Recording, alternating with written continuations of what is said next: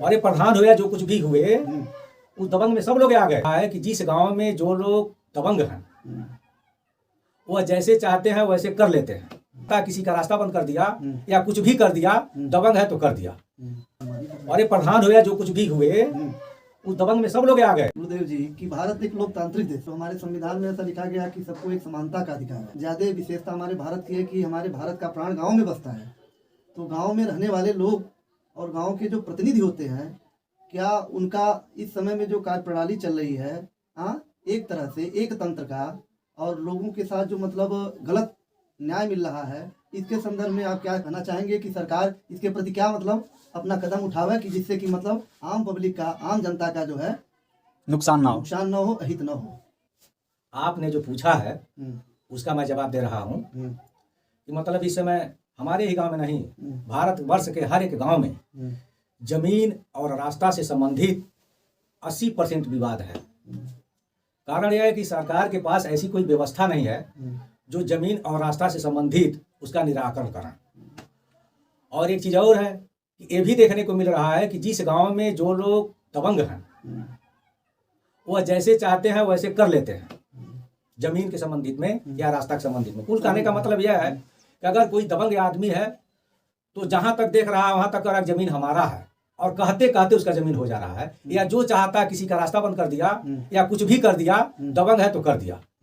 इसलिए कर दिया कि कानून व्यवस्था के पास ऐसा दृष्टि नहीं है जो देख करके उसका निस्तारण करे। और इस तरह का समस्या भारतवर्ष के लगभग हर एक गांव में है। अब इसमें यह है कि कहने के लिए तो लोकतंत्र है, कहने के लिए तो प्रजातंत्र है, लेकिन कहने के लिए इस प्रजातंत्र का कत्ल हो रहा है सीधे। कहिए कैसे? तो गरीब आदमी के पास पैसा नहीं है, सोर्स नहीं है, पावर नहीं है, तो बहुत आगे तक जा नहीं सकता है, लड़ नहीं सकता है, तो उसको न्याय कहाँ से मिलेगा? और दबंग के साथ वो लड़ ही नहीं सकता है। और ये प्रधान हुए जो कुछ भी हुए उस दबंग में सब लोग आ गए। तो वो जो चाहते हैं वो करते हैं। और गरीब के पास, कमजोर के पास उतना साधन सुविधा नहीं है तो आगे तक पहुंच करके लड़ाई लड़े।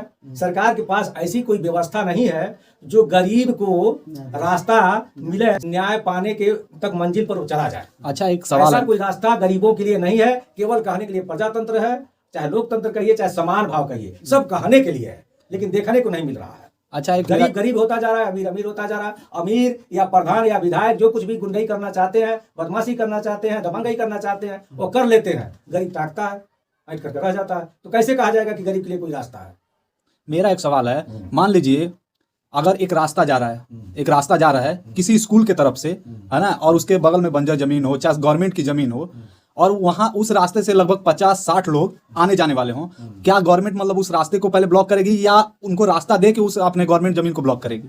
अब इसमें बात यह है कि जैसा कानून व्यवस्था चाहिए, शासन का व्यवस्था चाहिए, वैसा व्यवस्था तो हमारे देश में है नहीं कि स्वयं शासन वाले देख लें इस बात को, कानून देख लें इस बात को। कानून और शासन की व्यवस्था उसको नहीं देख पा रहा है। तो इसका नियम यह होता है कि जो गाँव का प्रतिनिधि होता है, न्याय की बात है, गांव का जो प्रतिनिधि होता है उसको चाहिए कि जहां इस तरह की समस्या है कि एक तरफ से स्कूल है और एक तरफ से कई लोगों का रास्ता बंद हो रहा है, एक तरफ से बंजर आबादी जमीन है, तमाम समस्या। अरे कई लोगों का नहीं कहिए पूरे गांव का रास्ता बंद हो रहा है।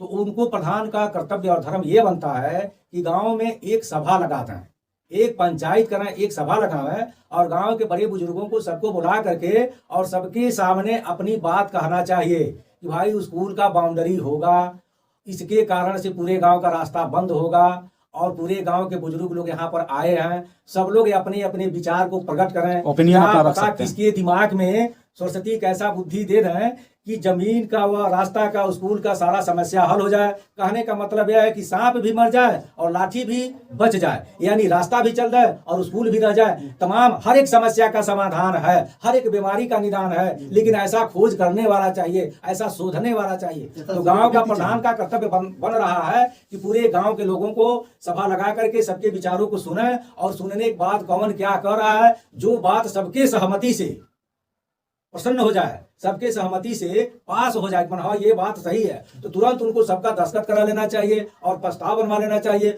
ऐसा व्यवस्था करने से न कोई शासन को दोष देगा, न प्रधान को दोष देगा, और पूरे सहमति के साथ जो पास होगा उस हिसाब से जब काम होगा तो सबके कल्याण का काम होगा और सांप भी मर जाएगा और लाठी भी बच जाएगा।